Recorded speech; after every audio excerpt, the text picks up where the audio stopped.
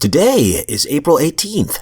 Welcome to Big Book Daily. My name is Rob. I am an alcoholic. It's a thrill, honor, and joy to be here with you today as we journey through the Big Book of Alcoholics Anonymous and the 12 Steps and 12 Traditions. Today out of the Big Book, we're going to be reading from the Personal Stories, Part 2, They Stopped in Time, Story number 6, Student of Life, pages 322 through 324. And out of the 12 and 12, we're going to continue our journey through Step 12 by reading page 117. So with all that, my friends, hope you're doing well today. We've been given a brand new set of 24 hours, and it's up to us to decide who we want to be today. So with all that, let's get to the good stuff, my friends. So in this story, story number 6 here, in the ones who stopped in time, this is Student of Life. Our friend here is going through a hard time. We can see the progression of the disease really manifesting itself in her life. It says here, my pattern was to pick up a fifth of whiskey somewhere during my round of appointments, keep it under the car seat with me. When I got home in the evenings, I drank at least half the fifth in front of the television set, watched reruns until I passed out. And I did this every night by myself for almost 2 years. I had become a daily, isolated drinker and was starting to get a little nervous. So we're going to continue right where we left off yesterday by reading pages 322 through 324. My behavior at this point was textbook. I was stashing bottles all over the house, sneaking drinks from my parents' small supply when I ran out, rationing the number of bottles I threw away at the same time so that the trash bags wouldn't clink, refilling my parents' vodka and gin bottles with water, and so on. I'd also resorted to videotaping my favorite reruns while I was watching them because I always blacked out before the ending. About this time, the TV movie My Name is Bill W., about the co-founder of AA, was aired. Intrigued, I sat down with my whiskey and soda bottles to watch it. When Bill whipped out a flask in the car to bolster himself before a visit with his father-in-law, I heaved a sigh of relief. Oh, I'm not that bad, I thought to myself. I then proceeded to get drunk and black out. I don't remember any more of the movie. My parents were at a total loss. I was going nowhere, and I was irritable and hostile. Since they had no experience with alcoholism, they had no idea what was wrong with me or what to do about it. And neither did I. I knew I drank too much and that my life was miserable, but I never made the connection between those two conditions. My parents made the only suggestion that then made sense to them. They offered to help me financially if I wanted to go back to school. Seeing no other way out, I jumped at the opportunity. I spent 2 years in graduate school, 750 miles from home. I can honestly say that I know why they call it a geographical cure. For about 9 months, I was able to cut my drinking down sharply. I still drank almost every day, but not to the point of my usual stupors, and I didn't black out very often. I was able to concentrate on my schoolwork that first year and make lots of friends. However, geographical cures are only temporary. Mine lasted a little less than a year. After about 10 months or so, I slowly started to slide back into my old patterns. Steadily, I worked my way back to the same quantities of whiskey I drank at home, and the blackouts returned. My grades started to drop, and my friends started to wonder. I even began watching reruns again. I had brought my homemade videotapes with me to school. Fortunately, I managed to graduate, but I had gone nowhere. After graduation, I returned to my parents' house, as I had been unsuccessful in securing a job. I was back. I was back in my old bedroom, back to the same routine of drinking every evening until I passed out, and it was getting worse. I was starting earlier and earlier and consuming more and more liquor. I had no job, no friends. I saw no one but my parents. I was beyond frustrated at this point. Hadn't I done everything that was expected of me? Hadn't I graduated from college and gone on to earn a master's degree? I had never gone to jail, crashed any cars, or gotten in trouble like a real alcoholic would. When I was working, I never missed a day because of drinking. I never ran myself into debt, nor had I abused a spouse or children. Sure, I drank a lot, but I didn't have a problem. How could I when I hadn't done any of the things that prove that you're an alcoholic? So what was the problem? All I really wanted was a decent job so that I could be independent and productive. I could not understand why life just wouldn't cut me a break. I did odd projects around the house for my parents to earn my keep until I took a job for a local entrepreneur. This job did not offer me much opportunity for advancement, nor did it pay very well, but it got me out of the house, and it was challenging in many ways. At this point, I was in a vicious battle to control my drinking. I knew that if I took only one drink, I would lose complete control and drink until I passed out.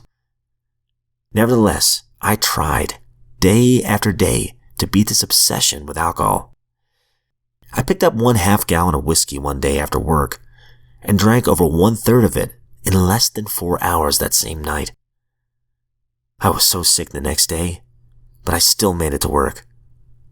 When I got home from work, I sat on my parents' sofa and I knew I would start working on that 1/2 gallon again, despite the fact that I was still very ill from the night before. I also knew that I did not want to drink. Sitting on that sofa, I realized that the old "I could stop if I wanted to, I just don't want to" didn't apply here, because I did not want to drink. I watched myself get up off the sofa and pour myself a drink. And when I sat back down on the sofa, I started to cry. My denial had cracked. I believe I hit bottom that night, but I didn't know it then. I just thought I was insane. I proceeded to finish the 1/2 gallon. 6 months later, my boss flew me to California for a trade show. I hated working the shows, but I loved to travel, so I went. I was extremely nervous about this trip because my boss liked to party, and we were flying in a guy our age from Hawaii to work the show with us. At this point, I managed to hold together 31 days without a drink, and I was terrified that I'd give in to the temptation of being on an all-expense-paid trip in a fun city with 2 party animals. It had been very difficult for me to stay dry for 31 days. The obsession spoke to me every day. All right, my friends, that's all we're going to read out of the big book today, and we'll come back to this in just a second. All right, my friends, so in the last few days, we've been journeying through step 12, which is having had a spiritual awakening as the result of these steps. We tried to carry this message to alcoholics and practice these principles in all our affairs. And we broke down the step itself, and we are reading 117 today. Most married folks in AA have very happy homes. To a surprising extent, AA has offset the damage to family life brought about by years of alcoholism. But just like all other societies, we do have sex and marital problems, and sometimes they are distressingly acute. Permanent marriage breakups and separations, however, are unusual in AA. Our main problem is not how we are to stay married.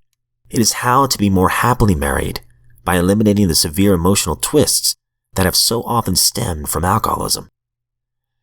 Nearly every sound human being experiences, at some time in his life, a compelling desire to find a mate of the opposite sex with whom the fullest possible union can be made, spiritual, mental, emotional, and physical. This mighty urge is the root of great human accomplishments, a creative energy that deeply influences our lives. God fashioned us that way. So our question will be this: how, by ignorance, compulsion, and self-will, do we misuse this gift for our own destruction? We AAs cannot pretend to offer full answers to age-old perplexities, but our own experience does provide certain answers that work for us. When alcoholism strikes, very unnatural situations may develop which work against the marriage partnership and compatible union. If the man is affected, the wife must become the head of the house, often the breadwinner. As matters get worse, the husband becomes a sick and irresponsible child who needs to be looked after and extricated from endless scrapes and impasses. Okay, so I read a couple extra lines there leaving off on page 118. I really love the line, "It's how to be more happily married by eliminating the severe emotional twists that so often stemmed from alcoholism." All I can say is that the God of my understanding has truly redeemed our marriage and my family. And I sit here a grateful, grateful man, because I could have seen my life going a completely different direction. If I'd have kept drinking, I would have lost my wife. I would have lost my 2 children. I'd be alone. And at the rate I was drinking, I'd either be very unhealthy or I'd be dead by now. I mean, kind of transitioning back over to the big book. I mean, drinking every day, wanting to stop and you can't. It's a miserable existence. And I've been there. And most likely, you, my friend, you've been there too, and you know that pain. It's an awful way to live. But the good news is, my friends, there are miracles in these fellowships. If you look around the rooms of these fellowships that you might attend, you're going to see a miracle right in front of you. And if you're sober today, you are a miracle. It's just one day at a time. And we learn as we go, right? That's all I have for today, guys. I don't speak on behalf of AA or any other sect or organization. I am just a friend in recovery. Grateful that you're here in this lifeboat with me. Hope you all have a great day, and if we're given another set of 24 hours, I look forward to seeing you back here tomorrow.